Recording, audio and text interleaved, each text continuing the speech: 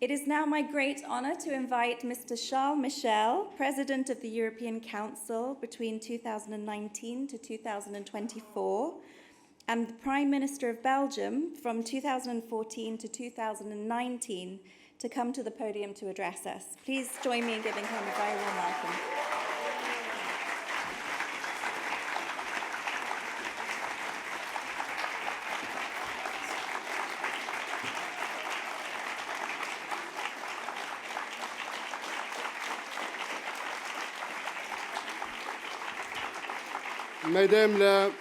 Madame la Présidente, chère Mariam Radjavi, cher Boris Johnson, cher Dmytro Kuleba, Madame la députée, Mesdames et Messieurs, chacun en votre qualité, mais surtout, chers amis pour un Iran libre.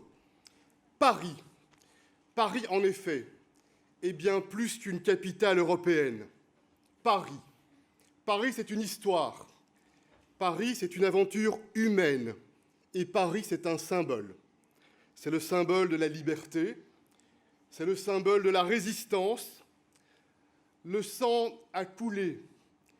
Le peuple de Paris s'est levé contre le despotisme, contre l'arbitraire et pour la dignité humaine.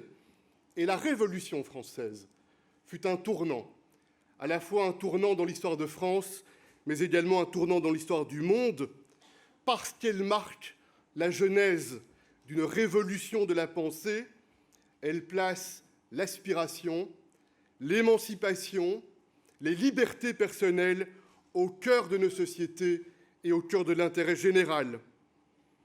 Mesdames et messieurs, Paris, c'est aussi la résistance contre le fascisme, la résistance contre le nazisme, cette idéologie totalitaire qui a mené aux ignominies.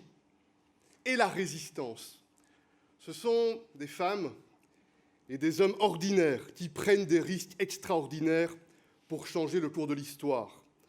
Ce sont des femmes et des hommes ordinaires, animés par une foi extraordinaire et irréversible dans la liberté, l'égalité et la fraternité.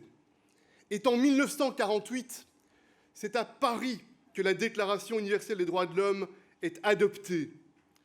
Tous les êtres humains naissent libres et égaux en dignité et en droit. Ils sont doués de raison et de conscience et doivent agir les uns envers les autres dans un esprit de fraternité. Alors, chers amis, Madame la Présidente, nous sommes nombreux, rassemblés autour de cet appel universel. Tous les êtres humains naissent libres et égaux en dignité et en droit, et je le dis en effet, rien ni personne ne peut effacer cela, pas même un tribunal administratif à Paris.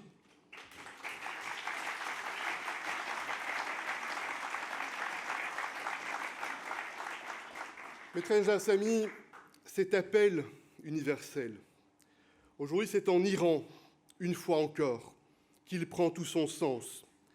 Dénoncer et nommer les choses, c'est la première responsabilité, parce que sinon, le silence devient un permis de tuer. En 2025, il y a eu 2159 exécutions par pendaison en Iran, selon Amnesty International, le double de l'année précédente, 6 pendaisons par jour. Et de nombreuses organisations non gouvernementales, ainsi que le haut-commissaire aux droits humains, Volker Türk, et la rapporteure spéciale de l'ONU pour l'Iran dénoncent avec force ces exécutions. Et nous, les Européens, par notre histoire, par notre nature, nous devons être en première ligne. Nous devons, je le dis, faire davantage, porter avec une voix plus forte encore notre refus de la fatalité, notre soutien pour la liberté et pour la dignité. Mesdames et messieurs, chers amis, ce combat pour la liberté, ce combat pour la dignité, en ce moment même, il a aussi lieu sur le sol européen.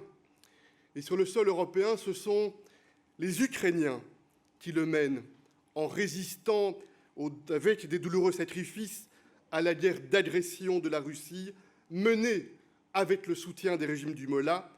I would like to say to you, my dear Dmytro Kuleba, my friendship, my affection, my unbreakable support for the people of Ukraine. We are all impressed by your bravery. Thank you.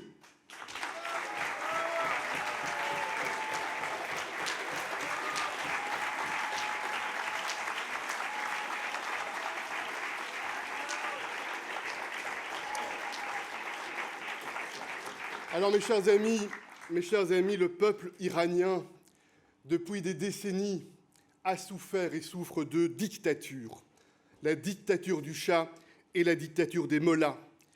Et les atrocités commises par la SAVAK, la police politique du Shah, sont gravées dans les chairs et dans les mémoires et sont partie intégrante de l'héritage politique du Shah et de tous ceux qui s'en revendiquent. Aujourd'hui, autre temps, autres dictatures, autres atrocités commises par les gardiens de la Révolution.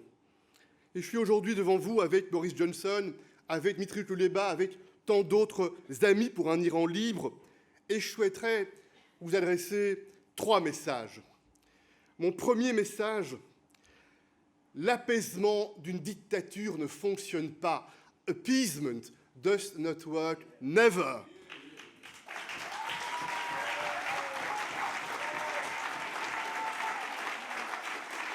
L'apaisement ne fonctionne pas ni pendant le nazisme d'Hitler en Europe, ni en Russie et ni en Iran. L'apaisement du régime d'Hitler a été tenté. Il n'a pas empêché la Deuxième Guerre mondiale et l'horreur de la Shoah. L'apaisement de la Russie a été tenté, notamment après l'annexation de la Crimée. Il n'a pas empêché cette douloureuse guerre d'agression contre l'Ukraine.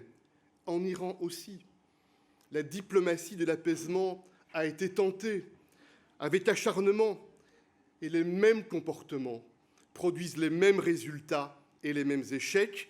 La stratégie de l'apaisement, à chaque fois, a été abusée par le régime des mollahs pour gagner du temps, pour développer l'arme nucléaire, pour développer des problèmes balistiques, pour exporter de la haine et du terrorisme et pour poursuivre l'oppression à l'intérieur, en utilisant aussi les kidnappings d'étrangers comme monnaie d'échange politique à l'extérieur. En fait, l'apaisement prolonge la souffrance du peuple iranien. Non à la dictature, oui à la liberté.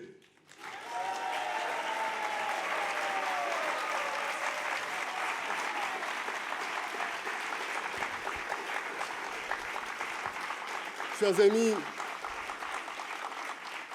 il y a un deuxième message que je veux vous adresser aujourd'hui. La guerre ne fonctionne pas. Et oui, Madame Radjavi, souvent, vous l'avez répété, encore et encore, la guerre ne fonctionne pas. Les États-Unis et Israël ont lancé une opération militaire fortement encouragée par le fils du Shah. Chacun devra s'en souvenir, et sans aucune consultation avec les partenaires européens. Et d'ailleurs, avec très peu de clarté, sinon aucune clarté sur les objectifs initiaux de cette intervention, objectifs qui d'ailleurs ont glissé vers la réouverture d'un détroit, le détroit d'Ormuz, qui était ouvert et gratuit avant le début de cette intervention militaire. Alors certes, le cessez-le-feu offre un peu de répit au peuple iranien, mais qui peut croire ici que ce cessez-le-feu adresse les causes profondes de la tragédie iranienne? Et surtout, qui peut croire la parole d'un régime, d'une dictature, qui a trahi encore et encore, à commencer par la trahison de son propre peuple? Mesdames et messieurs, en réalité, nous en sommes convaincus. Il y a un autre chemin, il y a une alternative, il y a une autre option. Et cette option, c'est bien sûr la résistance organisée, démocratique, déterminée, qui croit et qui mise sur l'émancipation du peuple face à l'arbitraire. Et je vous le dis, parce que j'en ai la conviction intime dans ma chair, quand un peuple se lève, rassemblé par les souffrances, rassemblé par les exécutions, quand un peuple se lève, rassemblé par la faim et la soif, rassemblé par une âme commune et par un destin commun, par l'adhésion à un projet partagé, rien ne peut arrêter ce peuple qui se lève.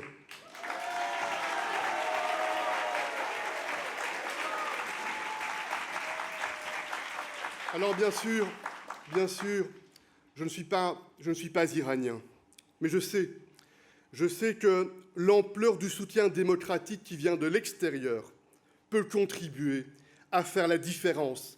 Et c'est pour cela que je refuse l'indifférence. Et parce que je refuse l'indifférence, je me tiens aux côtés de l'opposition iranienne organisée démocratique et j'invite davantage de citoyens ordinaires et de responsables partout dans le monde à refuser l'indifférence, à se lever, non à la dictature, oui à la liberté.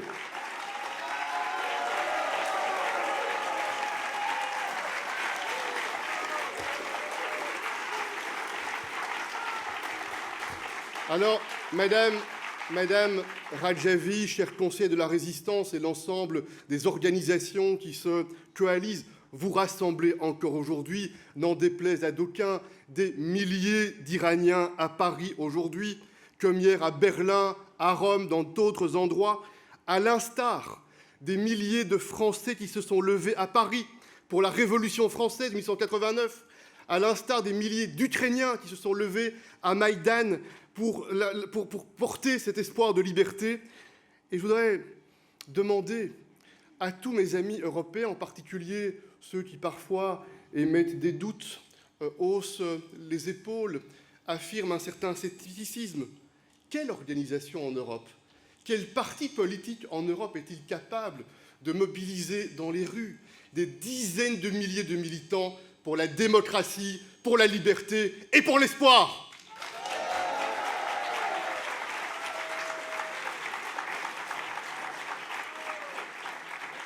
Vous rassemblez en Europe, vous rassemblez partout dans le monde, vous rassemblez en Iran, sur le terrain, les unités de résistance qui, avec courage, au péril de leur vie, portent cet espoir et cet engagement pour la liberté, pour un Iran démocratique. Mesdames et messieurs, le peuple iranien a le droit de choisir. C'est ça la question fondamentale. Le peuple iranien a le droit de choisir et c'est exactement le cœur du projet en 10 points que vous portez. Et je dis encore une fois à mes amis européens, ceux qui parfois montrent un certain scepticisme, prenez 1 minute, 2 minutes et lisez ce document, ce plan en 10 points. Et ce plan en 10 points, 1, c'est un choix pour la démocratie, grâce à une république démocratique d'Iran ancrée dans des institutions légitimes, grâce, vous l'avez dit, à des élections libres et transparentes, une justice indépendante qui garantit l'égalité de chacun devant la loi et l'abolition de la peine de mort. Ça, c'est la démocratie.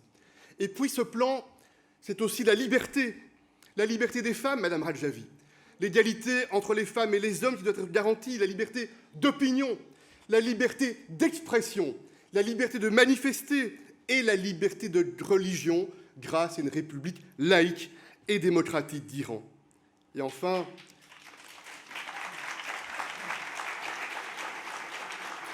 troisième point, c'est un Iran en paix avec lui-même, un Iran en paix avec sa propre population, mais aussi un Iran en paix avec ses voisins et avec le reste du monde, un Iran non nucléaire, un Iran qui coopère pour de la stabilité et pour la prospérité. Voilà, mesdames et messieurs, ce qu'est ce plan en 10 points. Et nous devons le répéter sans cesse, avec ténacité, pour que ce message finisse par passer et finisse par être entendu. Et je voudrais vous dire, moi qui pendant 10 ans ai été membre de ce Conseil européen, Boris Johnson y a siégé quelques années également, ce Conseil européen qui rassemble les 27 gouvernements de l'Union européenne, je voudrais vous dire que quand je lis ce plan en 10 points, j'y vois en réalité une résonance. J'y vois une résonance parce que ce plan en 10 points, en réalité, il est à mes yeux l'égal des promesses faites par les pères fondateurs de l'Union européenne aux citoyens européens après les tragédies de 2 guerres mondiales et de la Shoah. La démocratie, la paix, la liberté, la prospérité, c'est ça le plan en 10 points.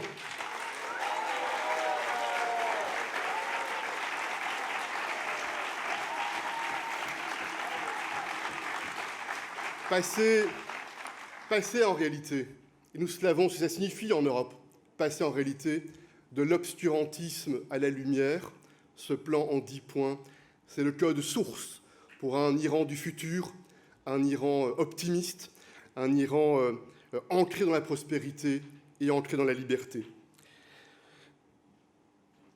Mesdames et messieurs, l'Iran, aujourd'hui, en réalité, c'est le thermomètre. C'est le thermomètre de notre crédibilité et de notre sincérité. Mais aussi l'Iran, peut-être, c'est un test de notre lucidité. Une fois encore, ça n'est pas nouveau, le régime veut faire croire à son invincibilité, veut faire croire qu'il n'y a pas d'alternative. Il veut imposer cette idée qu'absolument rien ne pourrait le remplacer. Et certes, la guerre lui a donné en effet une apparence de répit intérieur parce qu'elle a ralenti la mobilisation du peuple iranien. Mais les paramètres fondamentaux n'ont pas changé d'un millimètre, n'ont pas changé d'un iota. L'Iran est un pays riche en ressources, mais les Iraniens sont sans ressources. Pas de pain, pas d'électricité, pas d'eau, parce que le régime dilapide l'argent des Iraniens dans la course nucléaire et balistique. Un régime qui n'est pas capable de rencontrer les besoins primaires de son peuple est un régime vulnérable. Et le régime le sait. Et d'ailleurs, le degré de peur du régime se mesure au degré d'horreur commise pour se maintenir au pouvoir. Il a peur de sa jeunesse, il a peur de ses étudiants, il a peur des femmes iraniennes, il a peur du chant des femmes iraniennes, il a peur des visages des femmes iraniennes, il a peur des étudiants et des commerçants du Grand Bazar. Un régime qui a peur, qui exécute et terrorise, et je vous le dis, un régime en sursis. L'histoire souvent l'a montré. Le changement se déploie lentement, mais il survient d'un coup et brusquement. Et aucun système fondé sur la peur ne peut résister à l'épreuve du temps et à l'épreuve d'un peuple déterminé quand il mène un combat juste. Le régime veut faire croire que le changement est impossible, et le changement est possible. Et le changement, c'est vrai, il est en marche. Le changement, il est dans le cœur de chacun d'entre vous, à Paris, dans le cœur des militants que je salue, à Ashraf 3, qui sont aussi des survivants. Il est dans chaque manifestation, à Téhéran, Mashhad, à Isfahan. Le changement, il est dans chaque acte de résistance. Le changement, il est dans les yeux des condamnés à mort qui, jusqu'au dernier souffle, défient leurs bourreaux. Le changement, il est dans la dignité des femmes harcelées par la police des mœurs et qui maintiennent la tête haute. Il est le changement dans le rêve de chacun des étudiants qui lèvent le poing. Chaque acte de résistance est un cri du cœur. Et je vous le dis, nous vous entendons, nous vous écoutons, et vous n'êtes pas seuls.